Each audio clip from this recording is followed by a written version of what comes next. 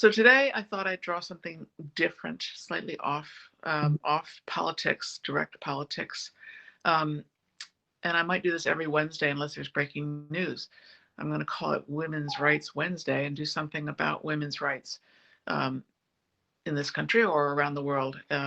Over my career as a cartoonist, I've done a lot of cartoons about women's issues, women's rights, feminism, and I want to do that here. So I hope you enjoy it, and I hope you find it interesting, and we can have a dialogue about it. I'd like to hear your thoughts. So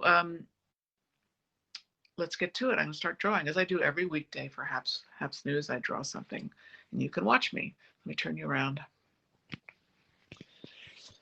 So, hi, Lucia.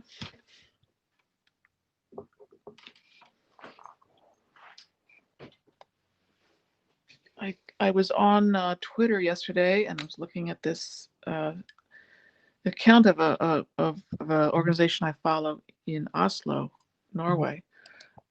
Oslo Women's Rights. I'll get it to you later. I'll tell you the full name when I get home. When I'm done. They posted a video. They're an organization, small and relatively new organization that was in touch with me last year about doing some work with them, live drawing or something in Oslo, which would be awesome. And they posted a video that I watched, a short video, and it was about rural communities in India. And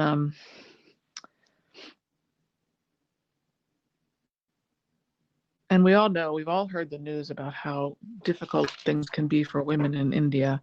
I've been to India. It's a fascinating country. But there's some very forward-thinking people there, but there is a cultural disconnect when it comes to treating women as equals in many places in India. And anyway, this video was about empowering young girls in small rural communities.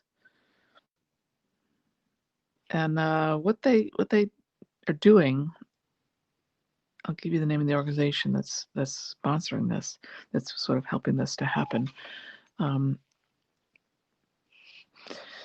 or doing this video about it, is these communities are making safe spaces for girls, and so they can get together and talk about the issues. And the video starts out about child marriage, and you'd think that was girl children being married off, but actually no. In some of these communities, they marry off the boys, young boys, to adult women, probably young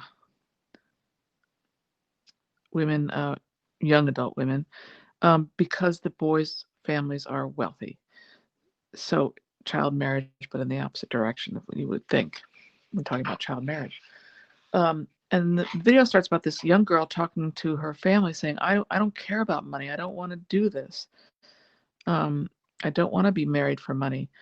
And so she works hard to help have her family understand, and then the community understand. And that's how, what I'm learned from this video is how some of these rural communities are helping to bring change through small steps in helping girls to, first of all, feel okay with what they want, and being empowered or have agency about how they want to run their lives, but also sharing that with other girls and other women in the community, so they have these safe spaces for girls and women where they can talk about it, and they can bring, do activist work in the small communities and help bring about cultural change on the ground level, instead of, normally you would think, well, you want to make change, you go to the adults and you say, stop doing this, adults, stop behaving like this, stop following this cultural tradition.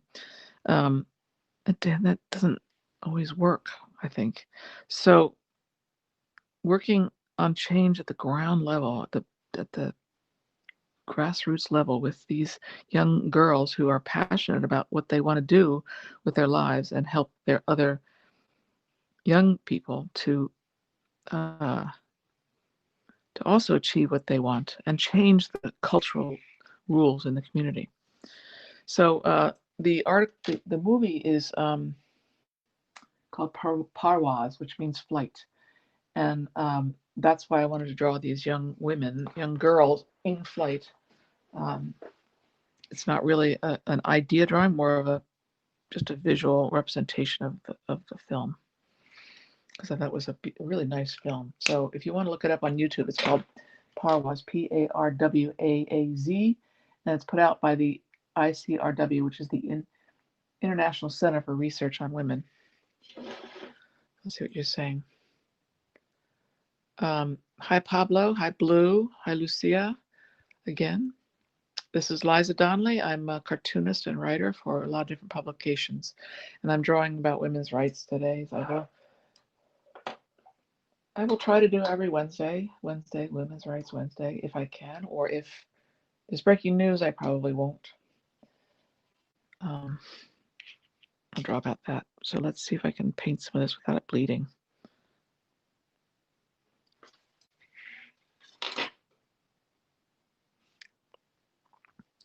I'm not going to say it was a quiet news day, but I don't remember anything really jumping out like yesterday when Bill Barr was saying there's no evidence of fraud. That was quite something. Oops, bleeding.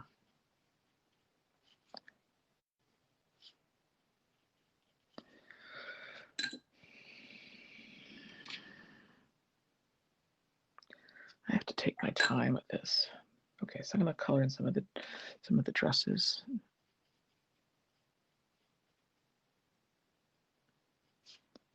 I've done a lot of women's rights cartoons over my career. I don't think I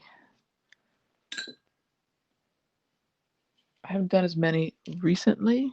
I did some when Trump first became president because he was just, his misogyny was glaring, and yet he still was elected.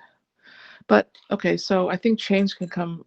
Having Kamala Harris as our vice president is a huge way to change things for girls and women, because girls will see that it's possible. So much of change is someone has to step up and do it first, like Rosa Parks. Sit on the bus. Sit in the front of the bus.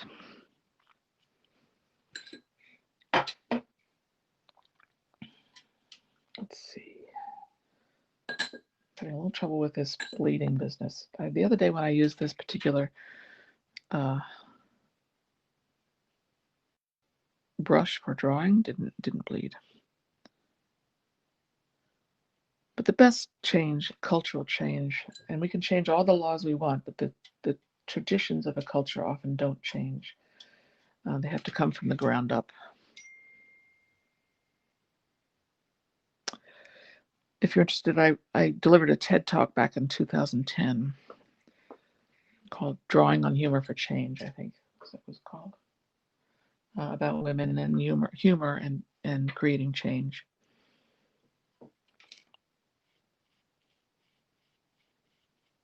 It's all about, I think, a lot of it, like I said, you can change all the laws to make the law say women are equal, end of story, but it won't necessarily make people stop behaving the way they do. And that's why I think cartoons can often be good for that. They can often make people see and hopefully create change.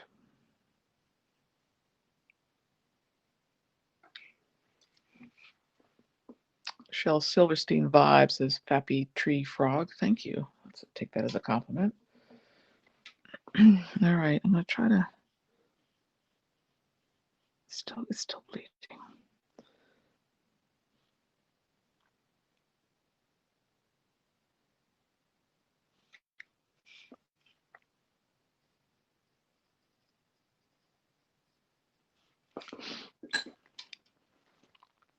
Use a smaller brush.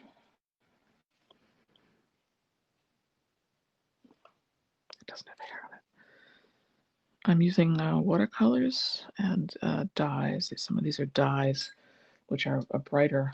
This is my palette if you've just joined us.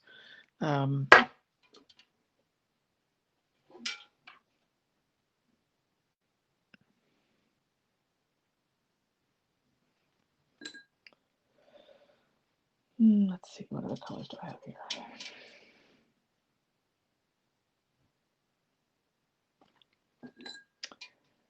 Liza, cartoonist and writer for The New Yorker, The New York Times, Washington Post, Ms. Magazine, lots of different places.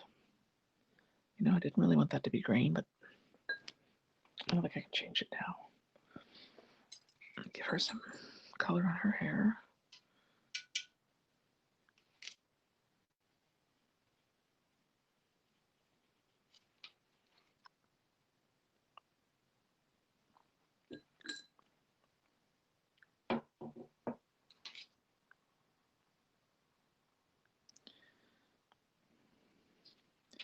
Some of the cartoons I've done about women's rights have been ones that have an actual, more of a point to them, a punch. This has a point, but it's not a political cartoon in that sense that there's an idea I'm trying to get across.